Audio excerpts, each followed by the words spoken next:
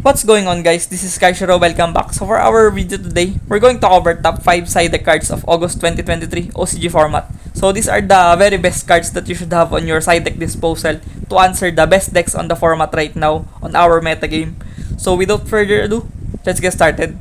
Coming at number 5, we have Red Reboot. So Red Reboot is well known for answering control decks on the format, especially trap-based strategies like Labyrinth, which is a very good meta-relevant deck on the format that relies on powerful trap cards like Big Welcome Labyrinth and Welcome Labyrinth, and they also have cards like Dimensional Barrier that can skip turns of many decks on the format.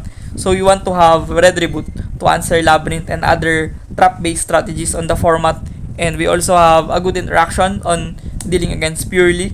You can use Red Reboot to answer the Purely Leap that Purely is known for using into going into something like Expelliarmus on your turn. So Red Reboot for me is a very good card to have urgency on your side deck so that you can answer these decks on the format like Labyrinth and Purely, and also those trap decks as well. So at number 5 we have Red Reboot. Moving towards the number 4, we have Harpix Feather Duster. So HFD is a good card to answer Floodgates on the format. Works the similar manner like Red Reboot to answer those back row strategies. But with Harpix Feather Duster, you can have answers to annoying Floodgates like Goes and Match, which Runic usually uses on their setup. And those cards like There Can Be Only One, Rivalry, Skill Drain, those annoying Floodgates and pesky Floodgates, you name them all. So you want to have an access to Feather Duster to out those problematic cards on the format. And also Salamangreat also uses those Floodgate lineup like Rivalry and Kaiser Colosseum. Salamangreat is one of the most used decks right now on the format. It is fairly popular right now on the format with their support from the Duelist pack recently. Salamangreat is one of the decks that you should watch out for on your locals. And also, we will never count out players that relies on Floodgate, like players like Eldritch players, Dynamorphia players, and Subterror players. Those players will never go out of style because they are very comfortable on playing Floodgate decks. So you need to have Harpix Feather Duster to respect them at all costs because they can stun you, to be honest. And if you don't have outs to their annoying Floodgates, you can really struggle against them. So at number 5, to respect back row, we have Harpix Feather Duster. Moving towards the number 3, we have Artifact Lancea. So Artifact Lancea is here to answer the best deck on the format, the Rescue Ace Sinful Spoils. So Rescue Ace, particularly Rescue Ace Turbulence, needs to banish cards to resolve its effect that is very advantageous to the Rescue Ace strategy. It can set up to 4 cards from deck to their spell and trap zone. So imagine resolving this card and they gain 4 cards from it by just resolving the Turbulence. That is the most advantageous thing that Rescue Ace can do on the format right now.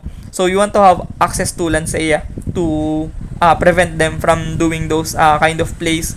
And also Rescue Ace is one of the most played and popular decks right now in the format, so you can never go wrong on playing Lancea in order to have answers on dealing against Rescue Ace. So at number 3, we have Lancea. Moving towards the number 2, we have Evilly Match. So Evilly Match is here because other back row are rather going second cards are not that optimal or not that impactful right now in the format. You have Raigeki, which is very subpar because the format has a lot of Omni Negates, and also it doesn't clear back row, and you have Lightning Storm that you cannot use if you have cards on the field, and other things like Dark Hole, which is irrelevant right now in the format. So Evilly Match comes out on top if you're going to consider what are the good going second cards to play on the format, because Evilly Match can clear back row, and also Runic is very popular still on the format. If you don't have answers to their field spell, to their back row strategy, you will automatically lose against Runic on that occasion because their field spell and Runic structure in general does have destruction protection. Using the Feather Duster and Lightning Storm, they can cancel out those destruction effects. So Evilly Match is your best bet on dealing against Runic. Runic is the most cancerous and toxic deck right now in the format. And if you don't respect Runic, I think you will struggle against them. So at number 2, we have Evenly Match as the best going second card right now in the format. And then moving on, we have at number 1, we have Nibiru. So there's a lot of combo decks that are running around on the format. We have Manadium that can go into Calamity Turbo. If you don't have answers to Calamity Turbo, you will automatically lose the game from there with the Calamity that can cancel out anything on your plays. And also we do have things like Adventure, Sinful Spoil, Synchron, and we also have Adventure Rose Tenyi, Adventure Rose Tenyi, Sinful Spoils. So those combo decks that are very popular right now in the format, and Adamantipator, Earth Good stuff. So we do have a lot of combo decks right now in the format that can struggle against Nibiru. And even the likes of Labyrinth can also struggle against Nibiru, and also Rescue, because Rescue now has Synchro package on their disposal. They now go into something like Savage or Dragster to extend their plays and gain some negations on their field. And Labyrinth as well, if they go into Unchained extra deck plays, they are very susceptible to Nibiru. So Nibiru is a very good hand trap right now on the format to cover ground against very powerful combo decks right now on the format. And even the mid-range decks like Rescue and something like Unchained Labyrinth does struggle against Nibiru. So you need to have a backup plan in case of dealing against these decks, so that they can't overwhelm you. So at number 1, we have Nibiru. So short recap, at number 5, we have Red Reboot. At number 4, we have Harpix Feather Duster. At number 3, we have Artifact Lancea. At number 2, we have Evenly Match.